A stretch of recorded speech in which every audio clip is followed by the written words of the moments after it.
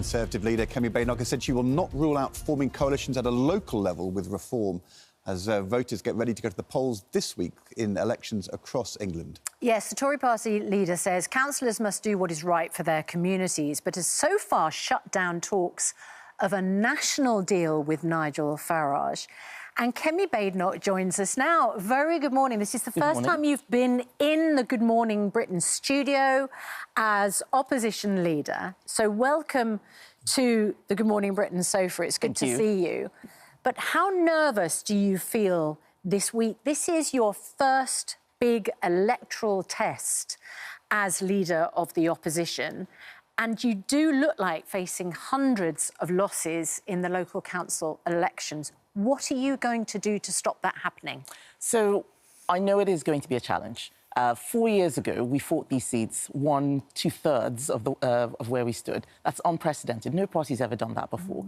But we were polling high, winning seats off Labour like Hartlepool that we'd never won before, seats we weren't supposed to win. So there will be a correction. But we're also still in the aftermath of our worst defeat ever. Last year, we suffered a historic defeat, and we need to rebuild trust with the public. But what I am telling people is that Conservatives are fighting for every vote, and this week's elections are not an opinion poll.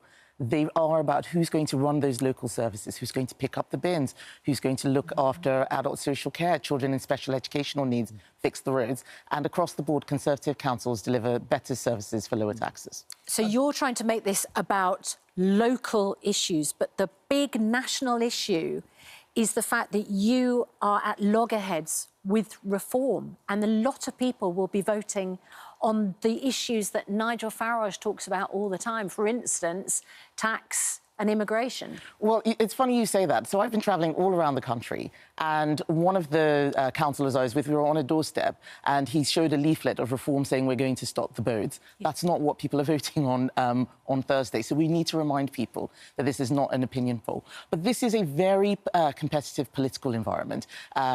What is really striking is that the government, which is only 9 months in, is polling so low. That's what's really given Reform the boost. Normally, at this point in the cycle, the government would be doing well. So we've got to fight for every single vote, remind people about our record and how well we have done at local government level, that this is not a referendum on national issues, but local ones. OK, and before Ed takes over this part of the interview, I just want to ask, you sort of dismiss the idea that immigration isn't a factor in these local elections.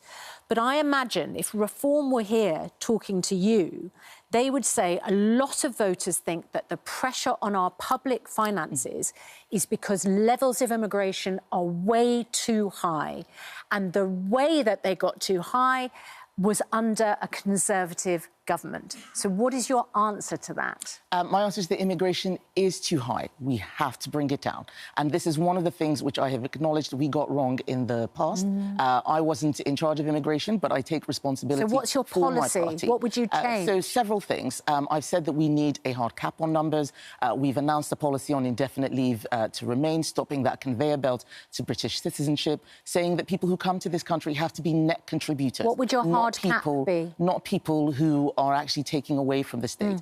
And deciding what the number should be is not something that I can just decide on a sofa. It takes time to work through what that is. But having a hard cap, a legally set hard cap, will make a difference. So we are moving on from where we were previously. We have said that we are going to tackle immigration, but this week's elections are about who's going to fix the roads, pick up the bins. Look at Birmingham. I talk about it all the time. People are horrified. Our second biggest city, rubbish piled up in the streets, unable to resolve strikes, rats running around. And that's what you get if you vote for people based on an opinion poll rather than on who is competent. At the last election, you lost votes to Reform, but also to the Lib Dems in lots of seats, also to Labour. When you were asked about Nigel Farage at the weekend in an interview in the Mail on Sunday, you said, well, what can I do? It's like asking, what does Coca-Cola do about Pepsi? Now, that suggests that Coca-Cola, Pepsi, very similar drinks. They look the same, they taste pretty much the same. Are you saying to Lib Dem or Labour switchers who went from you because you weren't in the centre ground, actually, no, we are basically a party like Reform now? No. The analogy was really about focusing on your own product, not your competitors. As I said, this is a very competitive political environment, and you are right. We need to win votes, from Liberal Democrats, from Labour voters, as well as from those people who left us to go to reform. But there's no point me complaining about Nigel Farage. People keep saying, what are you going to do about him? That's his business. I need to focus on what I do about my party, how I fix my party, who are going to be our MPs, what are our policies going to be, how do we show that we are fresh and under new leadership? That's the challenge I have. Because on Thursday, if, as we expect, Reform win seats from you, win mayoral contests from you, isn't there a danger that people just say, well, you know, Reform, they're the real thing? No, I don't think so. I think that the people are in a protest mood. 4 years ago, Keir Starmer had his worst ever local election results. People were asking him to resign. He's Prime Minister now. Local government elections can be a snapshot, but it's really important that we remind people what it is we're voting on. I've only been leader 5.5 months. Previous oppositions were 14 years, 13 years, 18 years. We're not going to fix this overnight. It's going to be a challenge. And being an opposition is about dealing with that challenge and trying to turn it around in a shorter time. It's such a tough job. You've been on our programme lots of times in the past, before you were leader. You've not been in Parliament that long.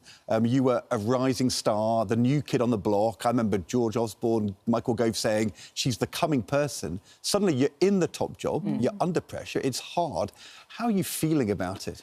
It was always going to be hard. And this is, you know, people told me not to do this. They say it's the worst job in politics. But I felt a responsibility that if I didn't do this, my party could disappear. The Conservative Party has been around a long time, but nobody owes us a vote. We've got to work hard and show people that we're doing this for the right reasons, because we want to serve the public, not for our own personal benefit. And that's a message that I've got to take out across the country over the next few months and years.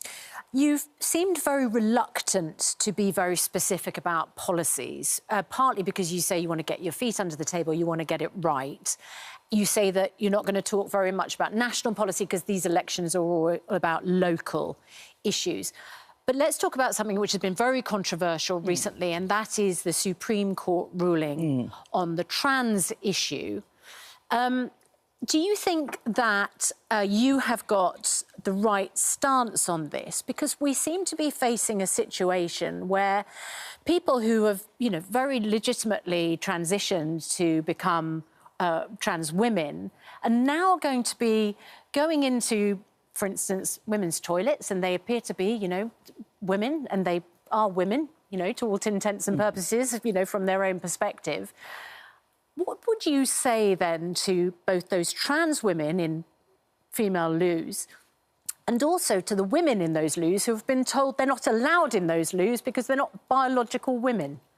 Right, so I feel very vindicated because over the last 3-4 years, I got so much personal abuse, being called a transphobe, a homophobe for wanting to protect single-sex spaces. Women need privacy and dignity, not just in loos or even in hospitals, but also in sports, for example. We need to have our own category. And the thing that is really upsetting, and you're right, I do feel for those people, is that there was so much misinformation about what their rights were and what a single-sex space was, that it took the Supreme Court to clarify the situation. And I'm really angry with a lot of organisations like Stonewall, who I was arguing with, telling them what the law was, and they wouldn't listen. They put out so much fake information out there. And what we have always said is that we need to make sure that trans people are treated with dignity and respect. Do trans people now have to have, for instance, their own toilets? So this is pretty much where we'd got to. 2 years ago, I put out regulations around toilets, or people laughed at the time, saying how to go about doing this. This is not a complex, it's not as complex a situation as it's often made out to be. We managed to deal with this a very long time without issues. The thing that has created the biggest problem isn't trans people, it is predatory men who used lax rules to say, oh, actually, I'm a woman now, and go into women's loos. Yeah. And I've had letters from women who've been assaulted in their toilets. I understand that, but can I just... Sorry, because... but we mustn't forget that. We mustn't forget... You're very good about talking about the issues, but not talking specifically about what you would do. Would you say trans people now need their own facilities? Most, if not all, organisations have a way of dealing with this. Not having gender-neutral loos is one of the easiest things that you can do. Almost all businesses I see have disabled loos. They are unisex, different from gender neutral. Trans people can use those. But if you are providing a single-sex space, it has to be a single-sex space. And the Supreme Court has said, as I always had, that sex is biological. It is biological. OK. It is not something that you just act. One final question. You beat Robert Jenrick, hands down, last autumn, but he's still campaigning. You compared yourself last week to Margaret Thatcher. She was somebody who came in and was tough to begin with, but she went on to win. I wonder if Margaret Thatcher would have put up with a member of her shadow cabinet behaving like Robert Jenrick. Robert is a valued member of the shadow cabinet team. He's doing the job I asked him to do. Lots of people criticised me when I made him shadow justice secretary, saying I should give him something more senior. He's doing a fabulous job holding Labour's feet to the fire, and we are a strong team. But I do find it amusing when people ask me about my team. Keir Starmer's lost his transport secretary, his anti-corruption minister. You know, Rachel Reeves and Jonathan Reynolds have had their CVs picked apart. Nigel Farage has lost 20% of his parliamentary party. And Don't worry, we ask all of those politicians those questions I'm as pleased well. with my front bench. I am. But you're happy with the Margaret Thatcher comparison? People, I find it inevitable for every female political leader, especially Conservatives. Theresa May had it, Liz Truss had it, but I'm my own person. She's someone I admire greatly. She's the last female opposition leader, but I'm not her, I'm me. She demanded loyalty. I have loyalty.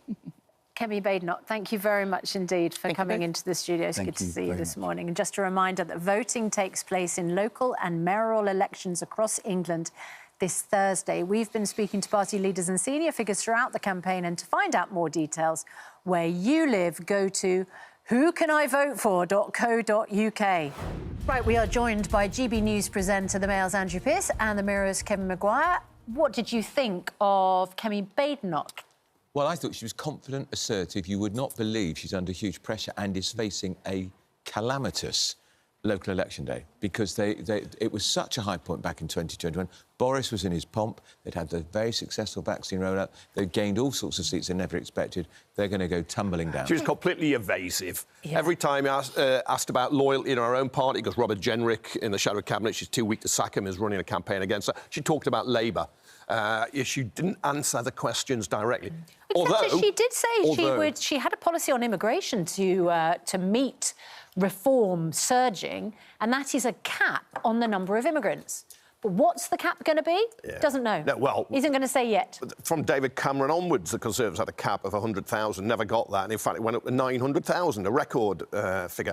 But one of the points I thought she's going to get into trouble here, because on the trans issue and the women's spaces, what trans people use disabled toilets now? If I'm a disabled person, I'm not sure I want to now have to sit in my wheelchair or queue to use a loo because she's telling other people to use it. Perhaps she was making the point that disabled toilets are unisex. Yes, she was. And therefore, facilities could provide toilets which are unisex, like disabled I think that's toilets. What he was making. But look, I'm sure she'd try and say that's they were in what power she was pointing for out. 14 years and they never resolved it. No. On the big issue of Farage, though, what did you take from the conversation is her strategy?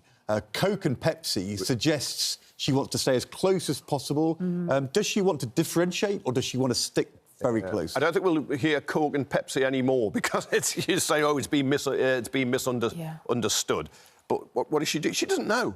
Because if she hares after Farage and reform and moves further to the right, she's going to alienate the soft Conservatives, who are going to go to the Liberal Democrats and even a few of them to Labour. She's got to decide what the party is about. And she knows, if she's decided, she hasn't told us. Apart from the cost of living and the economy, which is going very badly for this Labour government, she knows that immigration is going to be a massive issue at the next election, and that's where she's going to focus a lot of her attention, and she hopes that if she comes up with the right policies, that would take the votes back from the economy and public services are above migration, but secure borders it's an issue, undoubtedly. But you give it more time. You give it more time. Bring back free movement of people. Oh, come on! Look, you blew it when you were in power. Stop. You lot bring back free movement of people. You've lost your right to say anything about this. On immigration, Nigel Farage has traction. Can Kemi Badenoch have traction on immigration? It's difficult because she was part of a government that presided over catastrophically high levels.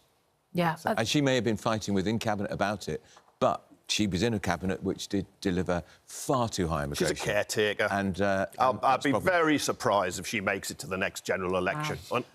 But it was a good performance this morning. I thought it was. Did well. Well, it what? Because she walked out. She could, you know, she could. Well, she didn't sit, actually no, she could walk sit out. there. But what did she tell people that would have got them to vote Conservative? Well, a lot of people who are watching this program Absolutely know nothing. who Kemi Badenoch Zero. was, and they've seen a woman who's in control. We will find out on Friday morning. Thank you both very much indeed.